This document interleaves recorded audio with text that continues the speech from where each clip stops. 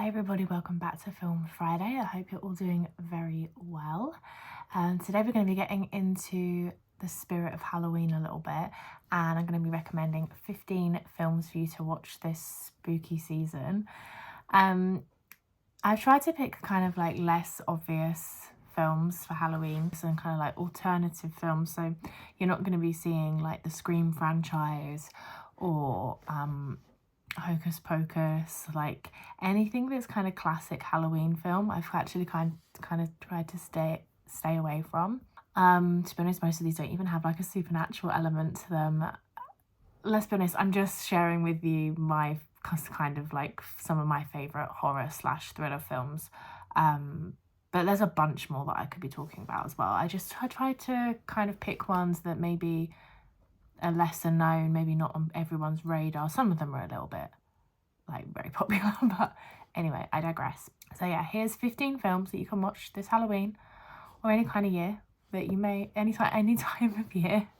I literally just got back from the cinema and it's a Sunday, a very slow Sunday, and my brain's a little bit tired. Make sure you got yourself a cup of something hot. I've apparently got a cup of happiness, and let's get started. Hopefully I won't waffle on for too long, because who knows how long it'll take me to talk about 15 films. Okay, so we're going to be kicking off with one of my favourite horror/thriller films of recent years, and it's the 2019 film Crawl. It's directed by Alexander Aja, and he also directed Mirrors, but I won't hold that against him, and also directed Piranha, The Hills Have Eyes, Horns, and Never Let Go, which actually is in the cinemas right now. I'm going to see it in a couple of days. It stars Kaya Scodelario as Hayley, who is a young woman who gets trapped in the flooding crawl space under a house during a Category 5 hurricane in Florida. And whilst trying to save her injured father, she discovers that massive deadly alligators have infested the rising waters. The film is a survival horror story as Hayley fights against both the natural disaster and the predatory reptiles, all while the water rises and time is rapidly running out. I think that this is a properly solid, good horror/thriller film.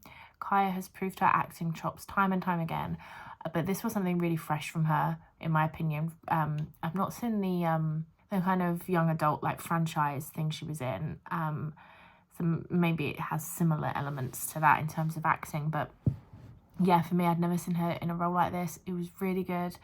The tension building had me very stressed throughout, which I actually do enjoy in a film. I like to be stressed in a film.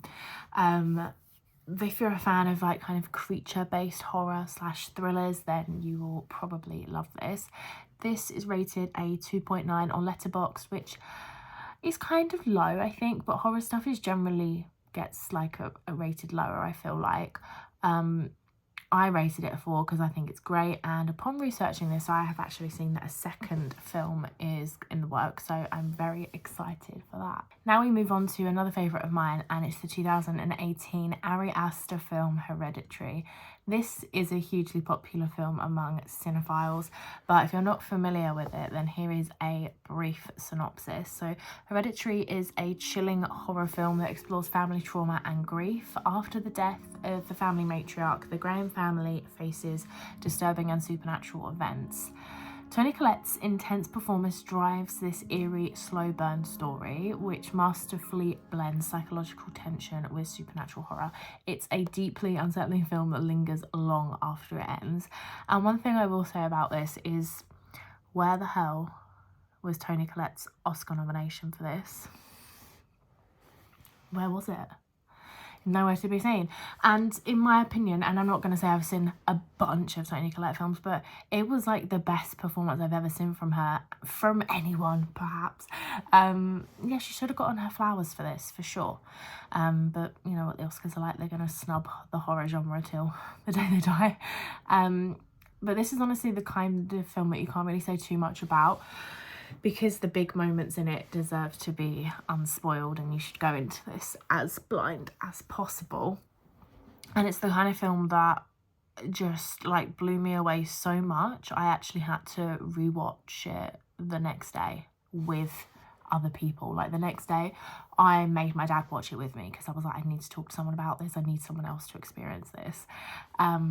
So yeah, and that actually there's quite a few films on this list that you might think, what kind of sicko would watch that film 2 days running?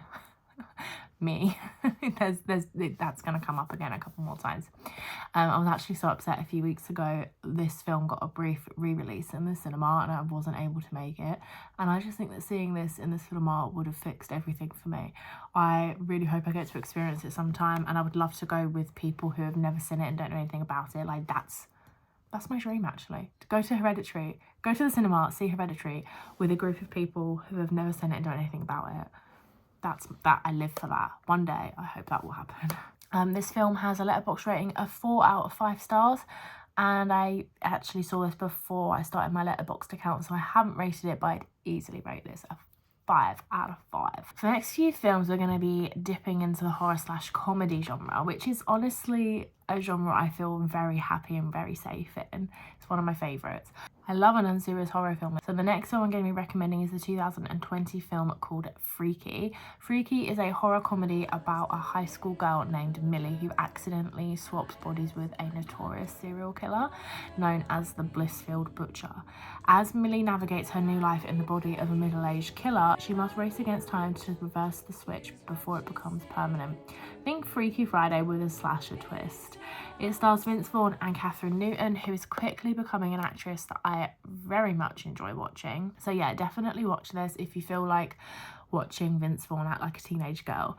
It's rated 3.1 on letterboxd, and again, I haven't actually rated this because I've watched it before I had a letterboxd account, but I'd probably give it a solid 4. The next film that I'm going to suggest is actually, I only just found out, is directed by the same director as the film Freaky, and it's actually 2 films, but I'm counting it as one space in the list. And it's the 2017 film Happy Death Day and its sequel Happy Death Day to You. Both directed by Christopher Landon. Happy Death Day follows Tree, who is a college student who is murdered on her birthday, only to wake up and relive the same day again and again. Stuck in a time loop, she must figure out who her killer is and stop the cycle, or she'll be doomed forever to repeat her death. The sequel, I'm not going to tell you the plot of because I feel like that could give away the plot of the first film, but I just wanted to put them together because obviously they go nicely together. I bloody love time loop films. It's like a modern Groundhog Day with a murderous twist. It's really fun and silly and gruesome, and I really enjoyed both of these films. The first one gets a 3 on letterboxd and the sequel is rated at 2.7. I don't have ratings for either, but I'd probably say that they are like sitting at a 3.5 for me. I like them a lot though. Okay, this next film I love and would probably rave about it to anyone. It's the 2020 film Spree. It's directed by Eugene Kotyliarenko. Perhaps I haven't butchered that name. And it stars Joe Keery and David Arquette. A little synopsis of Spree. So, desperate for an online following, Kurt, who is a rideshare driver, has figured out a deadly plan to go viral, and he will stop at nothing to get his 5 minutes of fame. As his actions spiral out of control, the film explores the dangerous extremes of internet culture and obsession with online attention, blending horror and dark comedy with a commentary on modern fame. I actually think it's quite an important film in this day and age, due to its narrative on influencer culture, and it's 100% the sort of thing that unfortunately I could definitely see happening at some point if it hasn't already. It's a really wild film though, and Joe Keery is scarily watchable, and yeah, go watch this film. It's rated 3.1 on letterboxd and I've rated it 3.5, but honestly I could see myself rating it higher upon each rewatch that I do. The next film I actually watched for the very first time at my sister's request at her hen do, and she willingly chose this film. She made the choice to watch this film at her hen do about a week before she got married, which I think is hilarious. So the film is the 2019 film Ready or Not. It stars Samara Weaving with a supporting cast of Adam Brody, Andy McDowell, among others. And the film is about a young bride who marries into a ridiculously rich and delightfully deranged family. And all of a sudden her wedding night becomes her worst nightmare as she's forced to play a lethal game of hide and seek, and she must fight to stay alive. I just saw someone on Letterboxd review this with the one-liner, crazy rich Caucasians, which is a very accurate description of this film. It's a really wild ride, but a great one. A sequel is apparently on the rise, so I'm very intrigued to see what that will entail, and yeah, Ready or Not has a solid 3.5 rating on letterboxd, and I'd probably give it a 4. Okay, so the next film that I'm going to talk about is actually probably objectively not a very good film. But my favourite thing about horror films is that I don't actually think that they need to be quote unquote like good films. I think that the main thing with a horror film is that I just need to be entertained. Actually, with all films, I just want to be entertained or maybe educated. Like, I don't have to, I don't think a film necessarily has to be good for me to like it, basically. So this next film is only rated 2.6 on letterboxd, and that is probably about where I'd put it too. It's the 2017 film Mum and Dad, and it stars Nicolas Cage and Selma Blair as parents who want to kill their children. That's pretty much the whole crux of the film. The plot is literally just that in a suburban community, mums and dads, one after the other, mysteriously feel the irresistible impulse to attack and kill their own offspring. And I know that sounds bleak as hell, but it is a horror comedy, so it doesn't take itself too seriously, and I had a lot of fun watching it. I just think Nick Cage is a great actor to watch, and you always know that you're going to just be in for like a time when you watch a Nick Cage film. What kind of time? Who knows? But it's going to be a time. You're never going to be bored watching a Nick Cage film. This next film was actually up there with one of my favourite first time watches of 2024, and it's the 2022 film Barbarian. Here's a little synopsis of it. In town for a job interview, a young woman arrives at her Airbnb late at night only to find it has been mistakenly double booked and a strange man is already staying there. Nightmare already. That's already the most terrifying thing I've ever heard. Can you imagine? Like, as a woman who has gone and stayed away on my own before, that, imagine it's pitch black, you're in the middle of somewhere where you've never been before, you open the door to your Airbnb and there's a man there. Horror. But anyway, there's more to the story. Against her better judgment, she decides to stay the night anyway, and as I'm sure you can imagine, chaos ensues. It stars Georgina Campbell, Bill Skarsgård and Justin Long, and it's such an incredibly film from start to finish. What you think you should be scared of doesn't end up being what you should be scared of, and it's honestly the sort of film that it is best to go in blind. So yeah, I'm just gonna leave it there. But my mind was so blown when I watched this. I watched it 2 days running. Like the other film, I made my family watch it again like the day after I first watched it. So do what you will with that. It's rated 3.5 on letterboxd and I rated it 4.5, and I'd do it again. Okay, now we're going to take a pretty left turn down a dark path. Not that the other films haven't been dark in their own way. Next we're going to be talking about the 2021 indie film Coming Home in the Dark, and it was the feature film debut for New Zealand director James Ashcroft, and it's actually set in New Zealand, and it stars Daniel Gillies, who you may know from The Vampire Diaries, or you may not, but you might be a Vampire Diaries girl just like me. And the film is about a school teacher who is forced to confront a brutal act from his past when a pair of ruthless drifters takes him and his family on a nightmare road trip. This film is tense, it's brutal, and it left me on the edge of my seat. It's got a 3.1 on letterboxd, and I'd probably rate it a 3.54 from what I remember. I have only seen this one once, and I don't remember if I watched it last year or the year before, but it was definitely like a good little indie horror film for sure.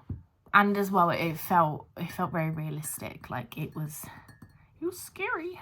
Right, we are visiting another Ari Aster film, and this one was kind of divisive. I feel like this film was a little bit Marmite, I think, and I think the people that strongly dislike it, I just think they maybe just didn't know what to do with it, sort of thing.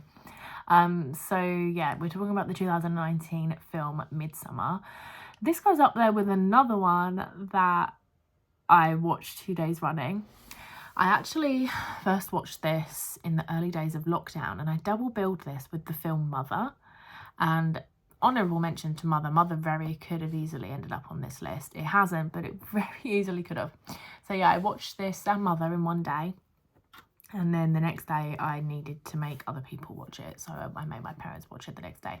Dad loved it, Mum hated it. So it just goes to show that it is a very divisive film. If you've never seen it and don't know anything about it, a little synopsis of it is that several friends travel to Sweden for a summer festival that is held in the remote hometown of one of the friends. What begins as a dream vacation in a place where the sun never sets gradually turns into a dark nightmare as the mysterious inhabitants invite them to participate in their disturbing festive activities. This film is, in my opinion, fucking fantastic, but like I said earlier, it is divisive. The opening first few minutes will stick with me forever. I remember watching the opening sequence just like I didn't know what to do with that. And the final shot as well is just absolutely iconic. It stars Florence Pugh, so you know you're in for just a bloody treat because she is always just mesmerising to watch. I adore Florence Pugh. And I've actually only seen 2 Ari Aster films and they both blew me away. I need to watch everything else he's done and I'm very excited for an upcoming film that he's doing as well. It gets a 3.8 on letterboxd, but I'd easily give it 4.5/5 stars from me. I'm a sicko and a glutton for punishment. I'd watch this film once a week if I could. Okay, we're 10 down, we've got 5 to go. If you're still listening to me waffle on, thank you. Let's have a little tea break. Next up, I'm going to talk to you about the 2016 film Hush. I loved this film. I've only seen it the once, but I really, really enjoyed it. It's directed by Mike Flanagan, who also directed the Haunting on Hill House and Haunting of Bly Manor series, which I haven't actually seen and I definitely should add to my list. It's a little indie film about a deaf and mute woman who has to fend off a psychotic killer who breaks into her very, very secluded home. It's a super tense film and has really limited dialogue, which I think is really great for tension building. And it has, from what I remember, kind of quite an eerie score, which you would kind of expect from a film with very limited dialogue. It's everything you kind of want from the genre, but I just feel like it has a little bit of an edge to it and it's just a really solid film. It's rated 3.2 on letterboxd. I'd probably give it a 4/4.5. I think I want to rewatch this film soon because I really enjoyed it. Next, we are sticking in a similar kind of place as the last film for the next couple of films actually. We're going to be talking next about the film Don't Breathe. It's directed by Fede Alvarez. Don't Breathe is a bit of a modern classic, I feel like at this point, bit of a modern, for the genre at least.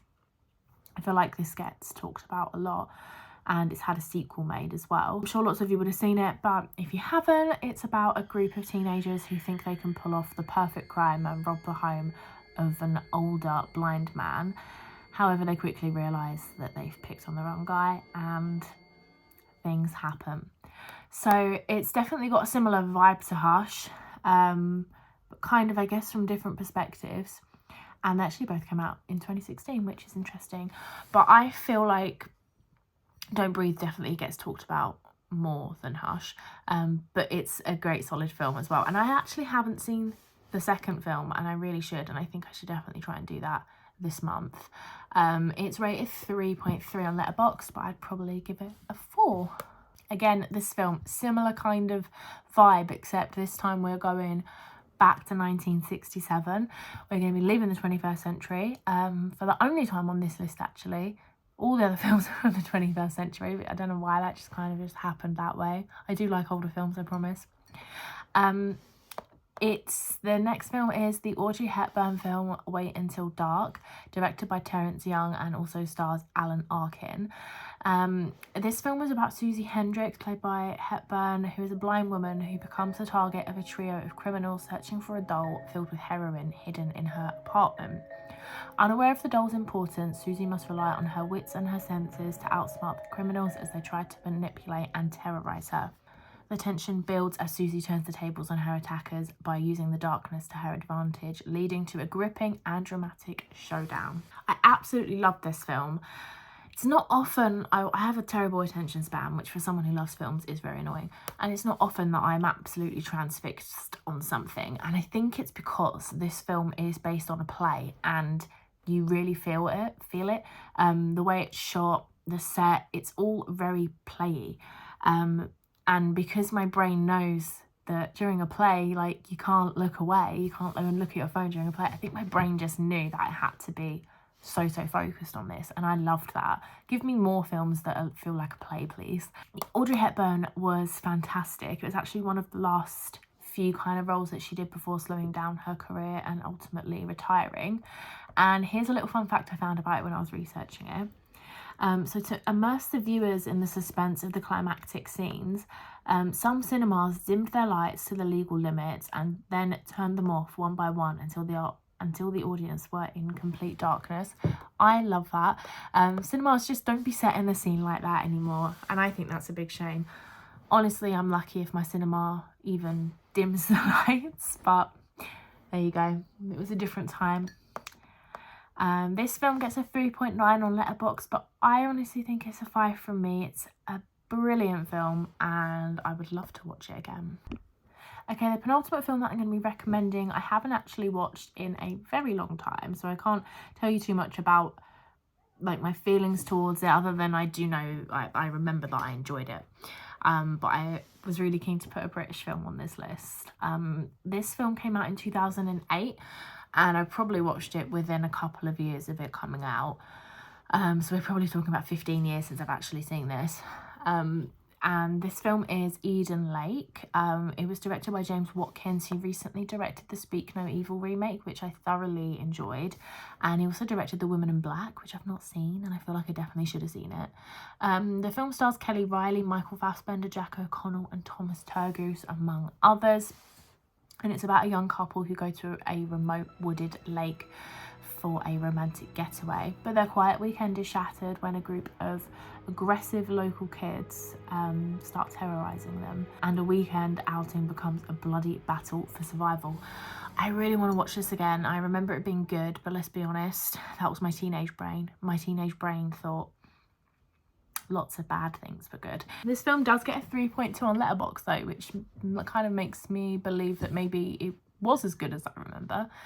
I've actually got a rating on there of 3.5, which means it would have been converted from my IMDb rating, which actually means I probably watched it later than I thought I did, because I started logging my films on IMDb in 2011. So yeah, I would say it's been well over 10 years since I watched it. Sorry, my brain was trying to work shit out there. Eden Lake, good film, go watch it. Right guys, we've made it to the final. Cheers for sticking around if you're still here. The last film I'm going to be recommending for spooky season is the 2014 film It Follows, directed by David Robin Mitchell and starring Maika Monroe. I hope that's how you say her name. It might be Maika, but I'm saying Maika. I somehow only watched this for the first time this year. It's been out 10 years, Hannah, what are you doing? I don't know how it passed me by. Maika Monroe is fantastic in this. She's actually great in everything I've seen her in, to be fair. What else have I seen her in? She was in Long Legs, which was great. And I recommend Long Legs, but it's probably not out to watch at home yet. It was only out in the cinema the other month. And she was in The Guest. The Guest is a great film. Honourable mention for The Guest. That's going on the letterboxd list that will be linked in the description of this video. The Guest is a brilliant film, and I need to rewatch The Guest now. I ran out of storage on my phone just as I'm talking about the last film. Not very good. Where was I? Okay, the plot, little synopsis, spoiler free of course. It's a psychological horror film centred on Jay, who is a young woman who is pursued by a mysterious supernatural entity after a seemingly innocent sexual encounter. The entity relentlessly follows her, taking the shape of different people in her life, and it can only be passed on to another person through sexual contact. As Jay and her friends try to find a way to escape or stop the entity, the tension builds as they face the terrifying consequences of the curse. This film was creepy and I loved it. I'm really excited to see that a sequel is actually in the works too. I just thought it was a really good, solid film, and I don't know why it took me 10 years to bloody watch it. This film was rated 3.5 on letterboxd and I have rated it a 4. Oh, we are done. If you're still here, thank you very much. I hope you like my kind of somewhat alternative film suggestions for the Halloween season. There will be a link in the description to a letterbox list with all of these films on and more. And if you want to leave any films that you think deserve to be on this list, you can leave them in the comments and I will add them to the list. I will also leave a link in the description to a website called Just Watch, and that is a website that I spoke about on the last video, where you can put in the like kind of streaming service subscriptions that you have, and then it will make a note of that to your account, and then whenever you want to feel like watching something, for example, if you want to watch It Follows, you would type in It Follows, and it tells you where it is available to watch at that time and if it's on any of your streaming services and stuff. It's a very handy website / app to have, and I use it pretty much every day. That's it from me for now. I will see you very soon for another Film Friday.